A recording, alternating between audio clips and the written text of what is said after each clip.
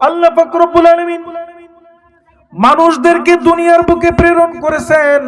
মানুষ দুনিয়াতে আসবে, কিছুদিন ঘোরাফেরা করবে, তার প্রয়োজন অনুযায়ী রোজগার করবে, বাড়ি করবে, গাড়ি করবে, বিশাল অর্থের প্রাচুর্য তৈরি করে দুনিয়া থেকে বিদায় নিয়ে চলে যাবে। আল্লাহ পাক রব্বুল আলামিন এই বিষয়ে বান্দাকে তৈরি করেন নাই। আল্লাহ পাক রব্বুল আলামিন সূরাতুজ যারিয়াতের 56 নম্বর আয়াতের মধ্যে ঘোষণা করে দেন, ওয়ামা খালাকতুল জিন্না ওয়াল ইনসা ইল্লা লিয়াবুদুন।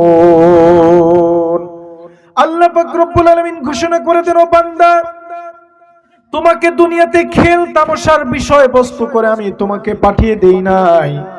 তোমাকে দুনিয়াতে যে উদ্দেশ্য করে প্রেরণ করেছি, আল্লাহ তাআলা বলেন যে তোমাকে কেবলমাত্র একমাত্র আমি রব্বুল আলামিনের ইবাদত করবার জন্য তোমাকে প্রেরণ করেছি।